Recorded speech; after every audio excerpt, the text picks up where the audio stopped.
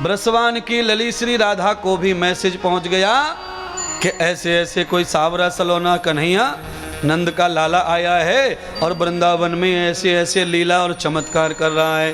राधा जी समझ गई वो तो मेरे पति हैं और कोई हो नहीं सकता, ऐसी लीला सिवाय मेरे स्वामी के कोई करने वाला संसार में नहीं।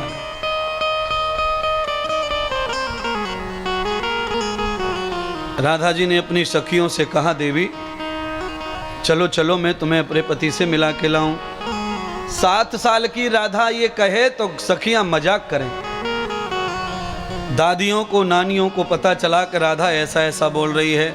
7 साल की उम्र में कह रही है मेरे पति आए वृंदावन में, चलो दर्शन करे हमें। तो दादियां हंस रही हैं, नानियां हंस रही हैं, कह रही हैं बच्ची है, अबोध है, अज्ञान है।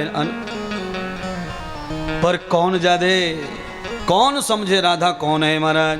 रुक्मिणी लक्ष्मी है, राधा महालक्ष्मी है। रुक्मिणी अगर पटरानी है तो राधा रानी का ही अवतार कृष्ण है महाराज।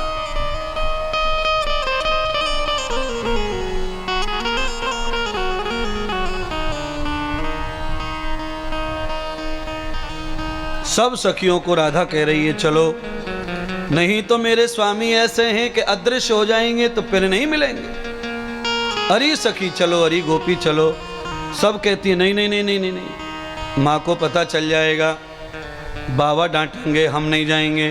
तुम तो आधी रात को जाने का बोल रही हो, आधी रात में कैसे जाएंगे। कंस का शासन है, राजा अच्छा नहीं, उसके जनता और सेना खराब है, कन्याओं को उठा ले जाते हैं। ऐसा कन्या राधा को समझा रही हैं। अब कल्पना करो, इतना भयंकर डर हो चोरों का, राक्षसों का, ठगों का, और ऐसे में 7 साल की कन्या आतुर हो जाए मिलने के लिए और घर छोड़ के चल पड़े रात के 12 बजे।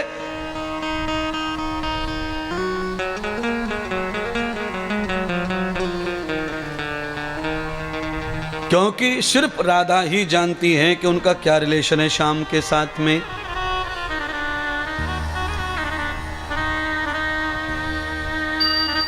राधा जी ने बार बार प्रार्थना की कि कोई तो चलो, अगर कोई नहीं जाएगा तो हम अकेले चले जाएंगे।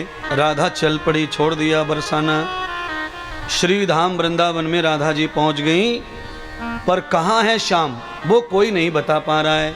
आप भी नहीं बता पाएंगे, हम भी नहीं बता पाएंगे। कोई हमसे कहे कि बताओ भगवान कहाँ है, तो मैं कैसे बताऊं। मैं केवल ऐसे बता सकता हूँ जो किताबों में लिखा है कि भगवान यहाँ है, वहाँ है, कण कण में है, हृदय में है, रोम रोम में है। पर कोई प्रकट करके दिखाओ। तो राधा पूछ रही है मेरे श्याम कहाँ है, मेरे स्वामी कहाँ है, मेरे पति कहाँ हैं। पर कोई जानता नहीं है श्याम नाम की मूली कौन से खेत में पैदा हुई है, किसी को नहीं पता। क्यों नहीं पता, इसका भी राज सुनिए कथा में। क्यों नहीं पता है, क्योंकि ब्रज की और बरसाने की अलग अलग नाम है। वृंदावन की गोपियां भगवान को जानती तो हैं, पर इस नाम से नहीं जानती। वो तो गोविंद गोपाल के नाम से जानती हैं। श्री धाम वृंदावन में बिहारी के नाम से जानती हैं, ठाकुर के नाम से जानती हैं, पर श्याम नाम कभी नहीं सुना। अब आपको नॉलेज हो गया होगा कि जितने भक्त दुनिया में होते हैं उतने ही नाम भगवान के होते हैं। इसीलिए भगवान का नाम गुप्त रखा जाता है, दीक्षा में कभी ओपन नहीं किया जाता। क्योंकि नाम हमेशा अपना पर्सनल होता है, उसमें कोई शामिल हो सकता नहीं है। यही तो धन है, परम धन, जिसे कोई चुरा नहीं सकता, कोई बांट नहीं सकता। सब में हिस्से हो जाएंगे। आपका बेटा ना हो ना तो भी हिस्से हो जाएंगे, आपकी लड़की ना हो, बेटा ना हो, कोई भी ना हो, तो भी आपकी कमाई को बांटने वालों की कोई कमी नहीं है महाराज। अधिकार, पर एक ही धन ऐसा है जिसे कोई बांट नहीं सकता, जो पर्सनल हमारा है।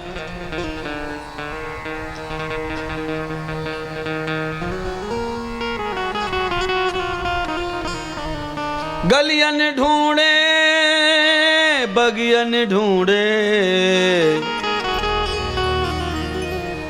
और ढूंढे चारों धाम, सखीरी मेरे पाए नहीं घनश्याम। सखीरी पाए नहीं घनश्याम। ताल तलैया सरोवर झरने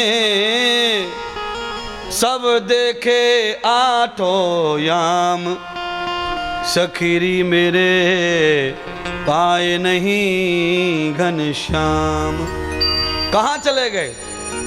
सब जगह ढूंढ रही हैं, नहीं मिले। अंत में श्री राधा जी ने एक ही निश्चय कर लिया, कहीं तो मिलेंगे। कोई ने कहा कहीं, कोई ने कहा कहीं, अलग अलग बता रहे हैं सब अलग अलग दिखा रहे, बता रहे महाराज।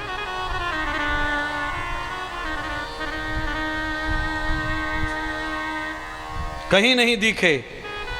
अंत में राधा रोती बिलखती यमुना तट पर चली गई। मधुवन में देखा कि श्याम सुंदर पहले से ही महालक्ष्मी का ध्यान कर रहे हैं महाराज। यमुना के तट सभी सखाओं से दूर अकेले बैठे हैं, सुस्त गुप्त।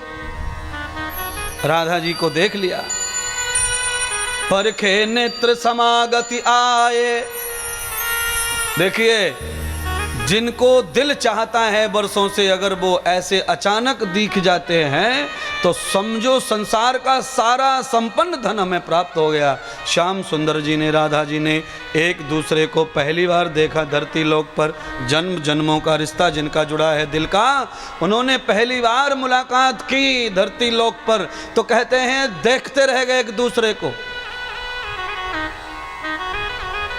सारी सखियां, सारे सखा इस लीला को देख रहे हैं, ये क्या हो गया है? अरे ये पलक क्यों नहीं मार रहे? क्या हो गया है? पलक क्यों नहीं मार रहे? सखियां राधा की आंखों के सामने हाथ हिला रही हैं। सखा भगवान श्याम सुंदर के सामने हाथ हिला रहे हैं, पर पलक नहीं मार रहे, क्योंकि एक भी पलक मर गया तो पलक झपकते ही स्वरूप समाप्त हो जाएगा।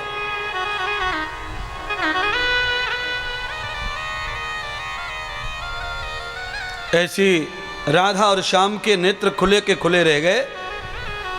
इस अवस्था का नाम भगवान का बांके बिहारी पड़ा। बोलिए बांके बिहारी लाल की जय। ऐसा रूप कभी नहीं देखा ग्वाल वालों ने, सखियों ने।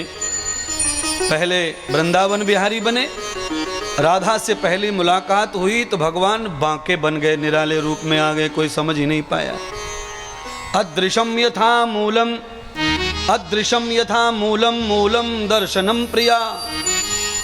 तब श्री राधा जी ने कहा, देखो आज मैं वृंदावन आई हूं कन्या होकर, तुम पुरुष हो, तुम कहीं भी आ जा सकते हो।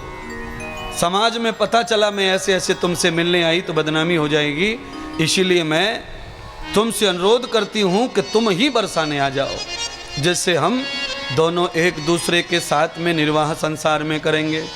श्याम सुंदर कहते हैं ठीक है। आज भगवान को न्योता दे दिया श्री राधिका रानी ने। राधा जी चली गई महाराज। राधा जी ने समय दिया था, कहा कि जब भी बरसाने आओ तो फागुन के महीने में आना, क्योंकि फागुन के महीने में ब्रज की समस्त महिलाओं को आज़ादी हो जाती है। एक महीने ब्रज की महिलाएं बिना किसी रोक टोक के पुरुषों के साथ में क्रीड़ा कर सकती हैं, लीला कर सकती हैं महाराज। इसलिए हे स्वामी, जब आप फागुन में आओगे फाग खेलने के लिए, तो हमारे बरसाने की समस्त गोपी ग्वाल कन्याएं नई नई चूड़ियां पहनने के लिए बाजार में निकलती हैं। वहां हमारी भेंट हो जाएगी, मिलन हो जाएगा।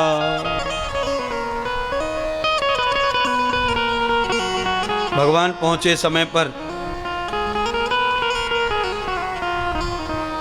रात के अंधेरे में प्रभु पहुंच गए बरसाने। श्याम सुंदर को रोक लिया बरसाने की महिलाओं ने, पानी भरने जा रही हैं। हे गोविंद, हे नंद के लाला, कहाँ जा रहे हो? कहा बरसाने जा रहा हूं। क्यों? ब्रसवान की लली राधा से मिलने। मत जाओ, ब्रसवान लाला ने अपनी पुत्री को महल में बंद कर रखा है। जब से वो वृंदावन गई है उठ के चुपचाप रात में, तब से उनके पिता अब कहीं बाहर नहीं जाने देते। तुमसे नहीं मिलेंगी वो। श्याम जी नाराज हो गए। भगवान श्याम सुंदर ने निश्चय किया कि आए हैं तो बिना मिले तो नहीं जाएंगे, कैसे मिलें? तो गोपियों ने कहा एक ही मार्ग है कि तुम भी गोपी बन जाओ। लड़की से लड़की मिल जाएगी, लड़कों से वो अब नहीं मिल सकती हैं। उनके पिता को लड़कों पे डाउट हो गया है।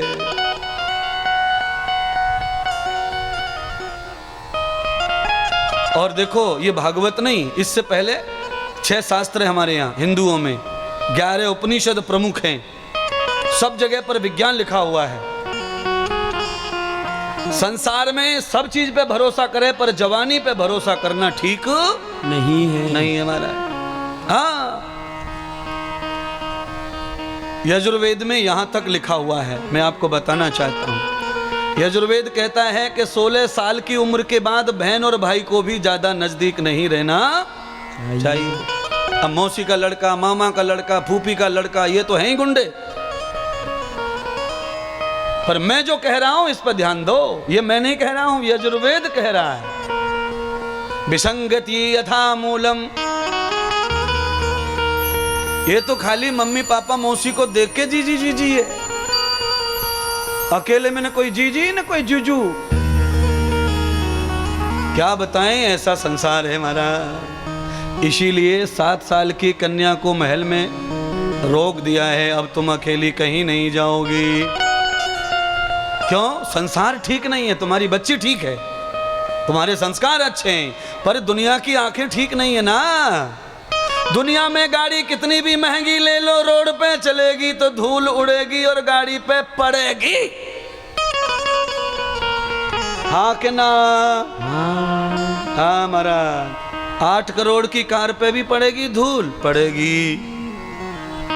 चाहे तो 1.5 लाख की लिया, चाहे 8 करोड़ की लिया, धूल पड़े बगैर रहने वाली नहीं है। नहीं है महाराज। बड़ा मुश्किल है संसार का, दुर्लभ संसार का काम कठिन है महाराज। आज श्याम सुंदर ने कहा ठीक है, हमारी वजह से किसी कन्या की बदनामी ना होवे, इसीलिए हम ही कन्या हो जाते हैं।